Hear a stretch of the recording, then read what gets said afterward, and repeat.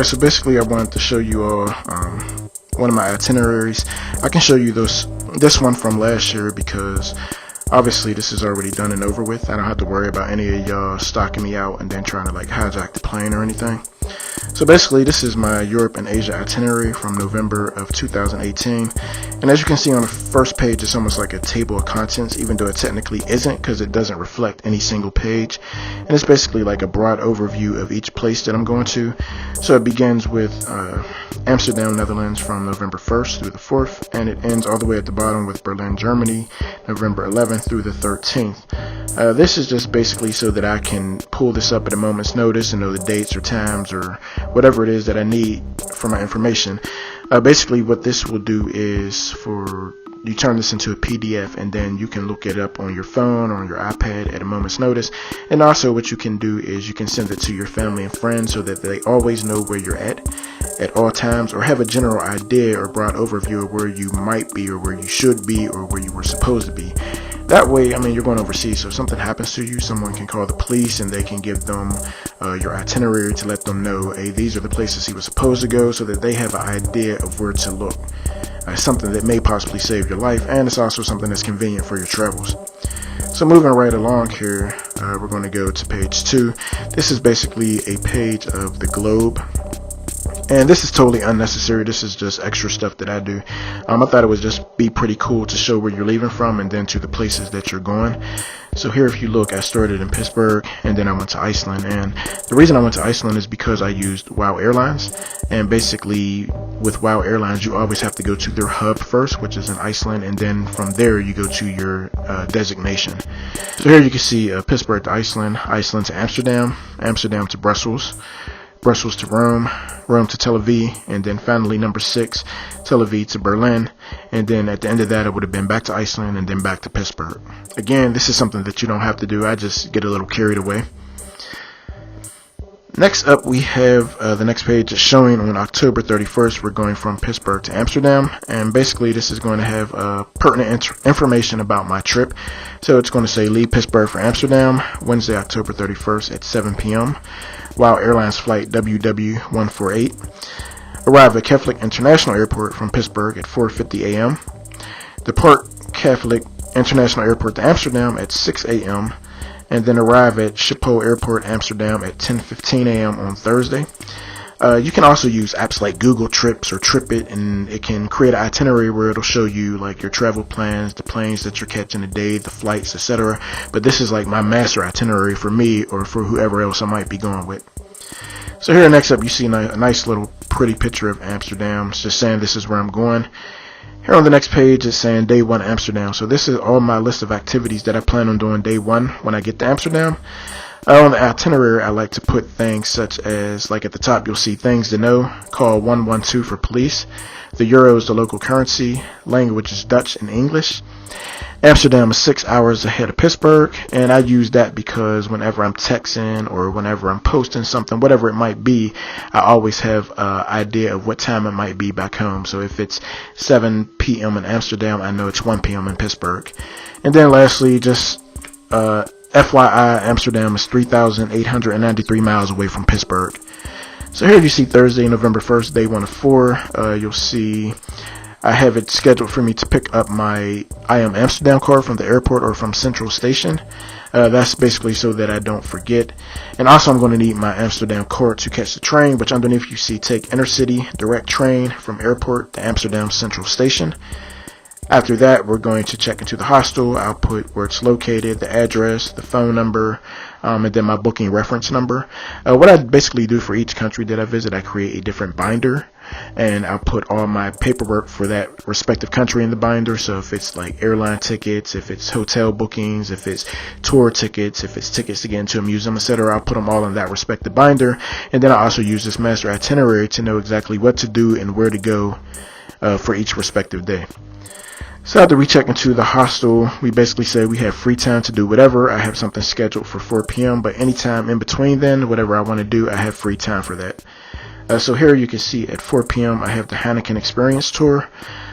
Basically, I already buy the tickets in advance before I even go overseas. So like whatever I try to do overseas, I always try to buy the tickets in advance while I'm in the USA. So I purchased the Heineken Experience tickets in advance. I think they were $25, I want to say.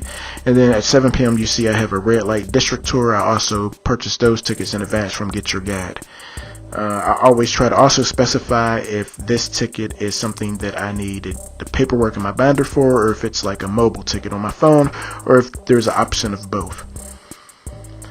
Scrolling down later that same day, I have at 10 p.m. The Amsterdam Ice Bar. Actually, because I was able to knock some things out earlier, this was one of the things, the Amsterdam Ice Bar, and then also underneath you see the Red Light Secrets Museum of Prostitution. I was able to knock that out earlier in the day as well, so I had free time to just do whatever that night. Again, I had tickets to these places as well. Next up, day 2, you see I have a full day here. 9 a.m. Anne Frank House, 11:30 a.m. Ortiz Zoo or Amsterdam Zoo, 2:30 p.m. is the Amsterdam Arena, and 4:30 p.m. is the Dam Lookout. And basically I put times to just give a time frame, but these time frames aren't set in stone. Some of them are. For example, I purchased tickets to the Anne Frank Museum a month in advance, and my time to meet them there was at 9 a.m. But these other events, other than for the Dam Lookout, I could just get there when I wanted to, but I wanted to keep a strict schedule just so I didn't deviate from my plan. Of course, things come up. You may change your plans. You may be late to something, and that's up to you, but I still like to plan meticulously just for myself. All these tickets I had, like I said, paid for in advance. Next up, you have 7 p.m., the Van Gogh Museum. I had tickets for that and a set time for that. And then also underneath is the Hash Marijuana and Hemp Museum. I had already did that on the first day, so I didn't have to do that.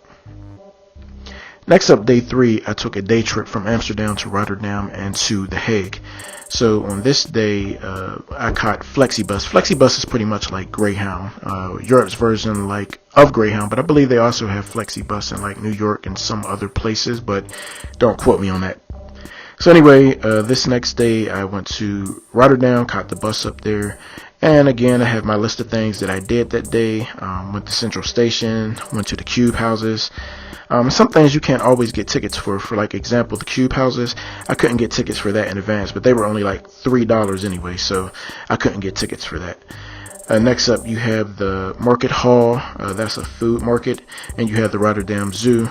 Heck, anywhere I could get tickets, I got tickets for in advance. Anywhere I couldn't, I just paid for it at the door and just made note that I can't pay for it in advance. Again, have all the addresses to all the places and the phone numbers for them if I need to call them.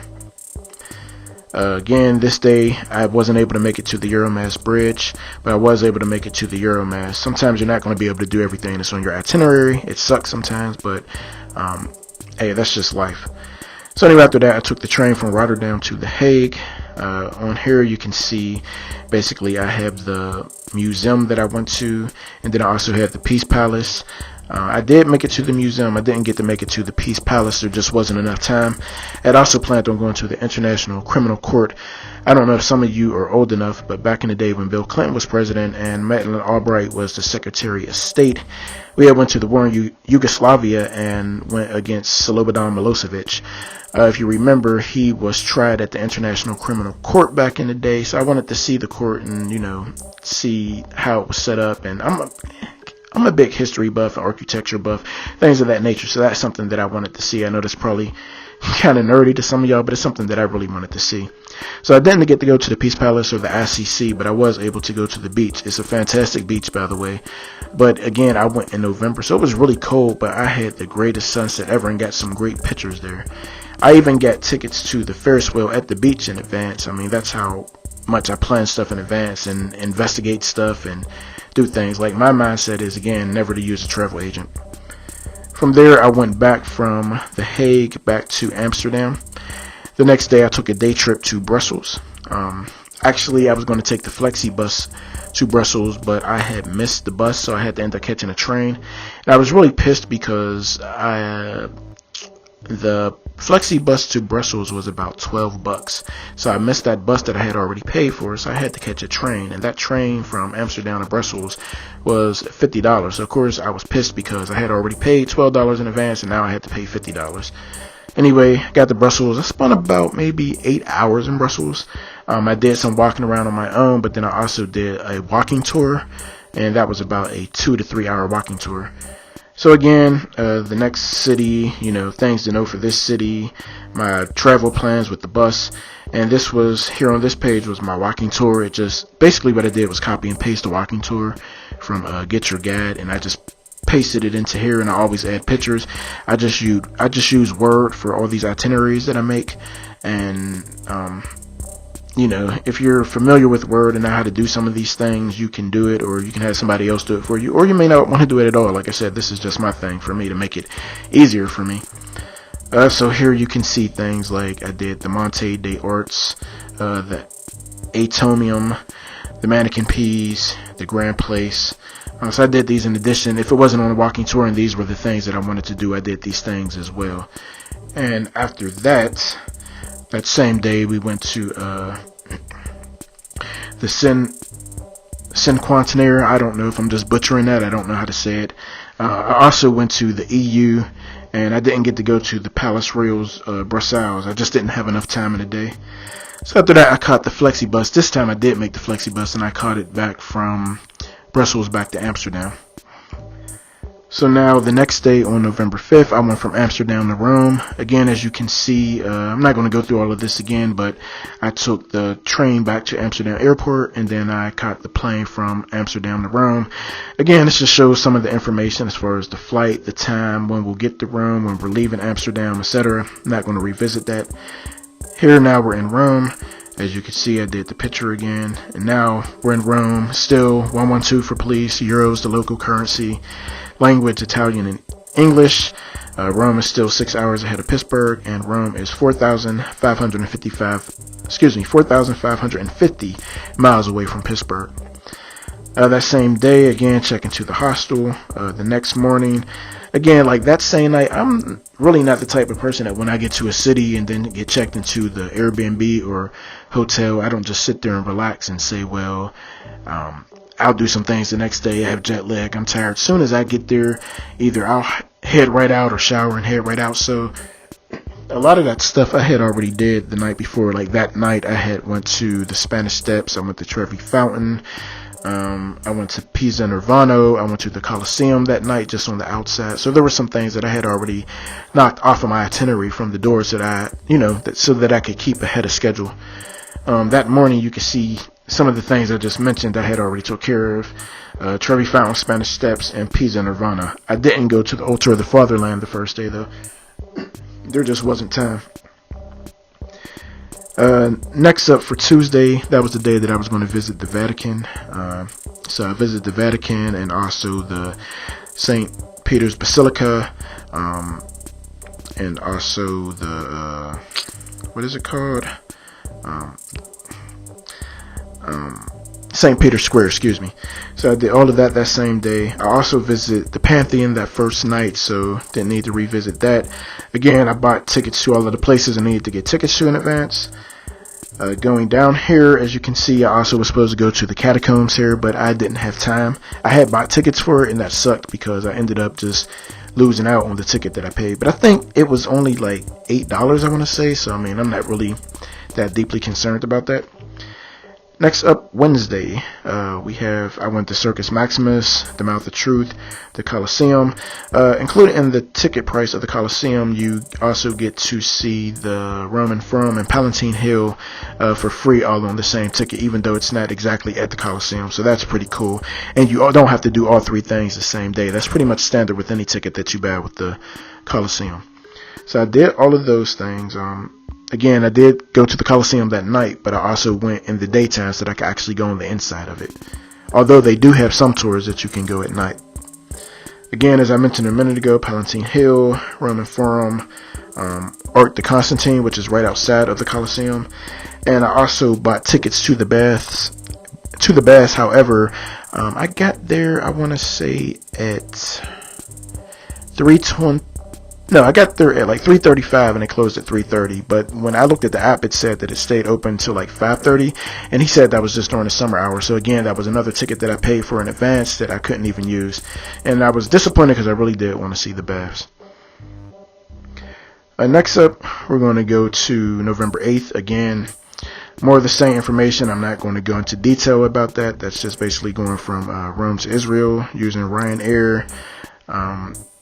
Again, things to know. Now we went from euro being the local currency to the shekel being the local currency. In Israel, the language is going to be Hebrew and Arabic, of course, English and other languages as well. Tel Aviv is 7 hours ahead of Pittsburgh, where the other places were 6 hours, and Tel Aviv is 5,920 miles away from Pittsburgh. Again, we have the picture. Thursday, the next morning, there was the trip from Tel Aviv to Jerusalem, and I had actually missed the tour bus that day, so I was still determined to go to Jerusalem. So I went to Tel Aviv Central Station, and I found out how to catch the bus from Tel Aviv to Jerusalem. It was 16 shekels, which I think equates to about $4 or $5 US. It was about an hour drive, I want to say. So I just caught the bus up there, and then I went to all of the sites: the Wailing Wall, Dome of the Rock, the Mount of Olives, and all the other places there in Jerusalem, all the holy sites. So as you can see, I put the day trip there and just copied and pasted what was on Get Your Guide, or Viator. However, I didn't get to do the tour with them, so I did it by myself. And then I went back to Tel Aviv that day and, walked along the boardwalk, walked along the beaches at night. I also went to Old Jaffa Town, things of that nature. Next day, Saturday, that was the day that we went to Nazareth, Tiberias, the Sea of Galilee, Jordan baptism site. We went to Tagba and Carpentown as well, the town of Jesus. So basically, this was again copying all the information from Get Your Guide or Viator about the tour and the trip and what goes on with that. This time, actually, I did make the tour, thank God. But what happened that day is I went to go to the hotel to meet them, and I was on the outside, they were on the inside, so they ended up leaving me. So that's twice, 2 days in a row, in which I almost missed the tour. But I called them and I raised complete hell. I said, look, this is the second day in a row. So they sent a cab to get me, and I went to the meetup point with them, and then we went to all of the sites. After that, we have Sunday. We went from Israel to Berlin on November 11th. We did, again, things to know. Now, before it was called 1112 for police, now it's called 110 for police. Again, euro is a local currency. Language is German.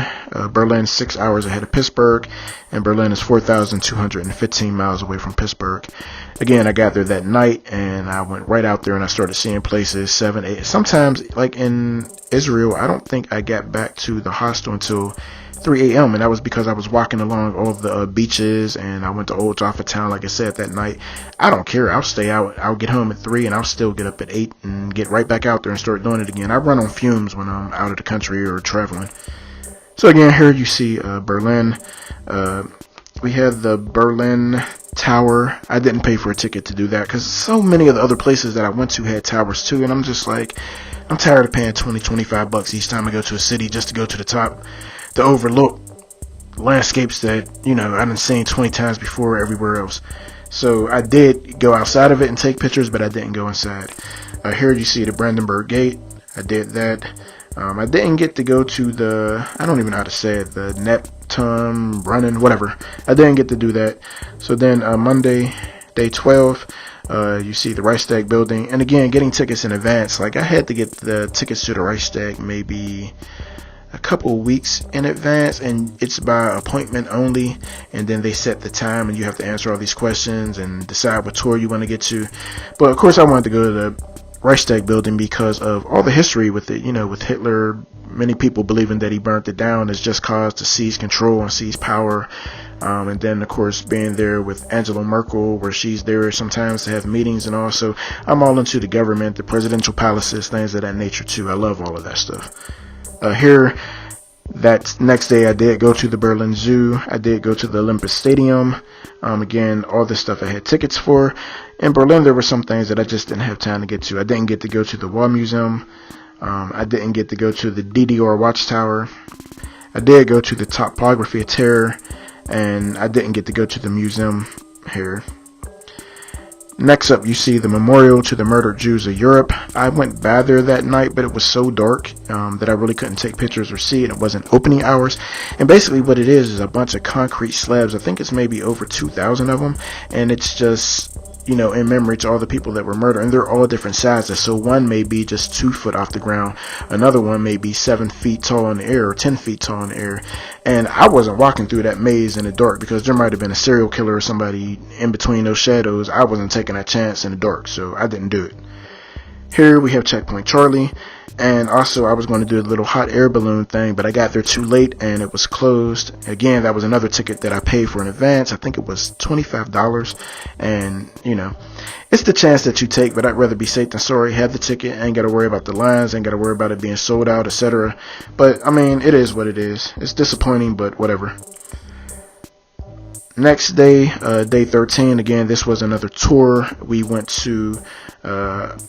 Again, these are German names. I really don't know how to say it, but we went to basically the concentration camp. It's about 20 to 30 miles outside of Germany. We caught a train with the tour. We went there. It was about I want to say it was a 6-hour tour, but I'm not completely sure. I don't remember. Anyway, we went there to the concentration camp, and then we came back. After that, I went to the Berlin Story Bunker. So it's basically like an underground bunker.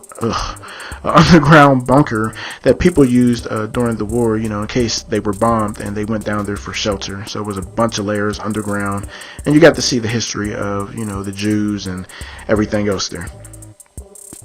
I did also get to go to ESAT Gallery, and that's basically like part of the Berlin Wall, and you got to see all the great wall paintings and pictures.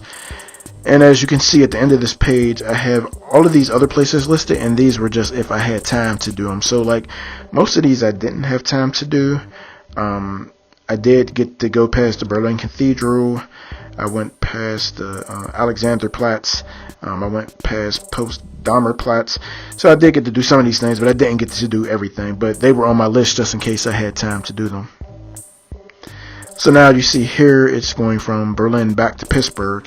And so this is pretty much the end of it. Just saying, my flight again, what time it leaves, what time I arrive back in Pittsburgh. So basically this just gives you an idea of my itinerary anytime I go somewhere. I know some other people would never in a million years go through all of this because it's much too much work and much too much effort. But for me, it gives me a sigh of relief. I know what I'm doing, when I'm doing it. I don't have to figure it out, stand there by myself or with someone else and try to figure out, well, what are we going to do now? What are we going to do next? Or what was we supposed to do, etc. So yeah, it's a little anal, it's a little meticulous, but it works for me. Again, I use Word for this. If it's something that you would be interested in doing or you would like me to do for you, if you want to pay me, because this is painstaking. It takes a long time to do all this. I wouldn't have a problem helping anybody out, but like I said, just to give you a general broad idea of one of the more ways in which I do when I travel.